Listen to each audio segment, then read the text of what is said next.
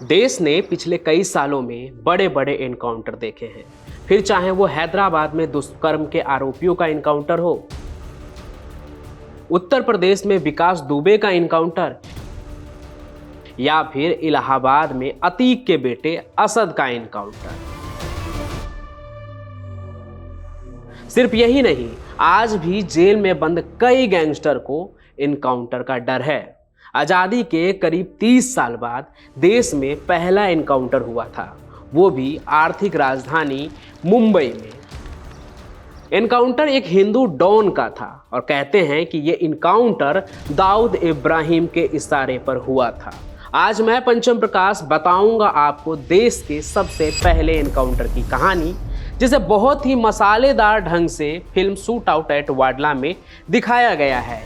लेकिन उसकी असली कहानी क्या है, देखिए अभी आगे। 1980 के दशक में महाराष्ट्र के बम्बई में एक ऐसा दौर था जब दिन दहाड़े अपहरण, कॉन्ट्रैक्ट किलिंग और जबरन वसूली एक आम बात थी। छोटे मोटे गुंडे तो हर गली में थे, लेकिन उन सभी का सरताज बन बॉम्बे पर राज करने के लिए कई गैंग आपस में लड़ते भिड़ते रहते थे। फिर चाहे वो करीम लाला हो या फिर राजन नायर यानी बड़ा राजन, इन जैसे गैंगस्टर के बीच एक दूसरे से आगे निकलने की होड़ लगी रहती थी। लेकिन उस समय कोई ताकतवर था तो अफगान से आए करीम लाला का पठान गैंग, और उसके खिलाफ बहुत तेजी से उभर रहा था दाऊद गैंग। पठान गैंग और दाऊद गैंग के बीच इस लड़ाई में एंट्री होती है एक नए गैंगस्टर की, जिसे पठान गैंग दाऊद के खिलाफ यूज करता है। कैसे, ये मैं आपको आगे बताऊंगा, लेकिन उससे पहले सुनिए जेम्स हेडली चेस की नोवेल पढ़ने वाले गैंगस्टर मान्या सुर्वे की कहानी। मान्या सुर्वे का असली नाम मनोहर अर्जुन सुर्वे था। वो बॉम्बे में ही पैदा हुआ और वहीं उसकी परवरिश और पढ़ाई लिखाई भी हुई। उसका नाम काफ़ी लंबा था, इसलिए दोस्त उसे मान्या सुर्वे बुलाते थे। यूँ तो मान्या पढ़ने वाला स्टूडेंट था और famous writer James Hadley Chase की नोवेल भी पढ़ा करता था, और उसी तरह से वो सोचता भी था और उसका दिमाग भी उसी तरह से काम करता था। लेकिन कहते हैं कि मान्या को उसका सौतेला भाई भार्गव दादा अपराध की दुनिया में लेकर आ गया। वही भार्गव जिसका कभी दादर के इलाके में खूब दहशत हुआ करता था। यूँ तो मान्या पढ़ा लिखा ग्रेजुएट था, लेकिन फिर भी अपने सौतेले भाई के साथ मिलकर ईयर 1969 में वो किसी दांदेकर हत्याकांड को अंजाम दे देता है और फिर पुलिस के फाइल में नामजद अपराधी बन जाता है वो। और अपने पहले ही मर्डर में उसे उम्र कैद की सजा मिलती है और पुणे के यरवदा जेल में उसे भेज दिया जाता है।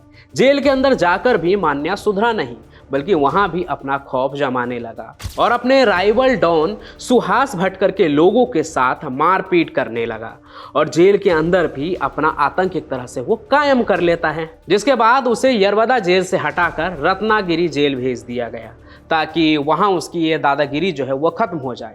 लेकिन रत्नागिरी जेल में एक दिन अचानक उसकी तबीयत खराब हो जाती है, इतना ज़्यादा कि उसे तुरंत अस्पताल में भर्ती करने की नौबत आ जाती है।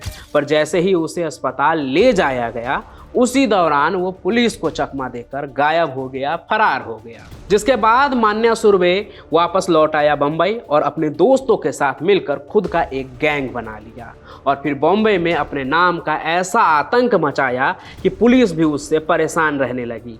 लेकिन मान्या तेज दिमाग के कारण पुलिस के शिकंजे में कभी आ नहीं पा रहा था, क्योंकि मान्या एक पढ़ा लिखा गुंडा था और दिन रात क्राइम नोवेल पढ़कर पुलिस से एक कदम हमेशा आगे रहता था।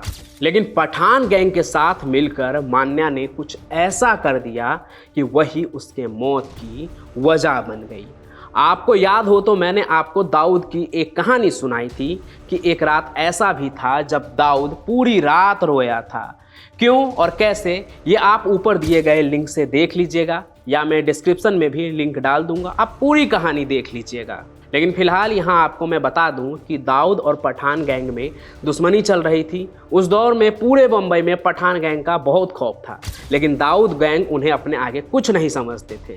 फिर इसी गैंगवार में पठान गैंग का एक गुर्गा अमीरजादा पठान अपने साथ मन्या सुरवे को शामिल कर लेता है ताकि वो दाऊद के पार्टनर इन क्राइम उसके बड़े भाई सबीर इब्राहिम को जान से मारकर दाऊद और उसके गैंग को कमज़ोर कर सके। मान्या ने अपने तेज दिमाग से किसी क्राइम नोवेल की तरह ही दाऊद के भाई सबीर इब्राहिम को मारने के लिए प्लॉट लिख लिया और फिर फिल्मी स्टाइल में ही दाऊद के भाई सबीर इब्राहिम को मार भी दिया। कहते हैं उसके मौत के बाद दाऊद पूरी रात रोया, लेकिन कमज़ोर पड़ने के जगह वो एकदम खूंखार बन गया। और फिर अमीरजादा पठान और मान्या सुरवे उसके टारगेट लिस्ट में आ गया। मतलब अब मान्या के पीछे सिर्फ बम्बई पुलिस ही नहीं बल्कि खुद दाऊद भी था, जो किसी भी तरह मान्या को रास्ते से हटाकर अपने भाई के मौत का बदला लेना चाहता था। दूसरी तरफ मान्या को पकड़ने के लिए बॉम्बे पुलिस भी पूरी तैयारी में थी। उन्होंने मान्या गैंग से मुकाबले के लिए मैक्सिको पुलिस की तर्ज पर एक स्पेशल टीम भी बनाई, जिसे एनकाउंटर स्क्वाड का नाम दिया गया। लेकिन फिर भी मान्या उनके हाथ नहीं लग रहा था। इससे पहले कि पुलिस उसके पास पहुंचती, मान्या कहीं और निकल जाता था। कहते हैं उस दौरान अगर दाऊद चाहता तो मान्या से बदला लेने के लिए खुद ही उसे मार सकता था, लेकिन बड़े चालाकी से उसने अपना बदला ले लिया और पुलिस फाइल पर उसका नाम भी नहीं आया।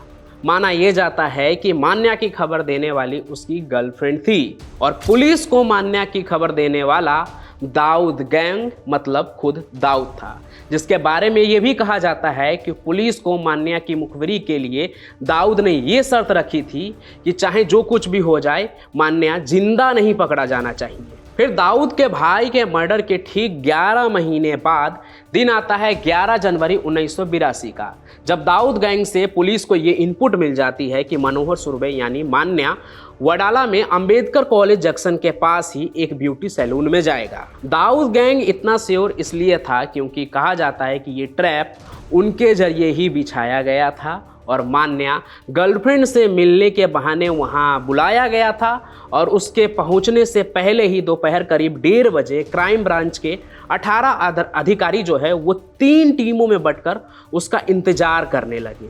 करीब 20 मिनट के बाद मान्या सुरवे वहां एक टैक्सी से पहुंचा और उसे देखते ही पुलिस ने तुरंत उसे चारों तरफ से घेर लिया। अब इससे पहले कि मान्या पुलिस से बचता या गोली चलाता, उसके सीने और कंधे में 5 गोलियां सुराख कर चुकी थी, लेकिन इसके बाद भी उसकी जान बची थी और सायन अस्पताल ले जाते हुए एम्बुलेंस में ही उसने दम तोड़ दिया। हालांकि इसके पीछे का मास्टरमाइंड तो दाऊद को ही माना जाता है, लेकिन ऑन पेपर यानी रिकॉर्ड पर पुलिस इनकाउंटर ही दर्ज हुआ और इसके साथ ही मान्या सुरवे अपने मौत के बाद एक ऐसा गैंगस्टर बना, पहला ऐसा गैंगस्टर जिसका पुलिस ने ऑन रिकॉर्ड इनकाउंटर किया। और ये तो कहानी सिर्फ मान्या सुरवे की थी, जिस पर आगे चलकर एक फिल्म भी बनी, शूट आउट एट वडाला, पर दाऊद ने उसे भी नहीं छोड़ा जिसके साथ मिलकर मान्या ने उसके भाई सबीर इब्राहिम को मारा, यानी अमीरजादा पठान को। और अमीरजादा पठान को तो दाऊद ने जज और पुलिस के सामने मरवाया, लेकिन कैसे? अगर आप ये जानना चाहते हैं तो अभी कमेंट में हमें बताइए। उम्मीद है कि मान्या जैसे गैंगस्टर के खात्मे की कहानी भी आपको बहुत पसंद आई होगी, तो उसके बारे में भी कमेंट करके ज़रूर हमें बताएं और हर रात 8 बजे ज़रूर देखें क्राइम की एक चौंका देने वाली कहानी, सिर्फ और सिर्फ क्राइम कनेक्ट पर मेरे साथ। हम फिर मिलेंगे नए सफ़र में, तब तक के लिए धन्यवाद।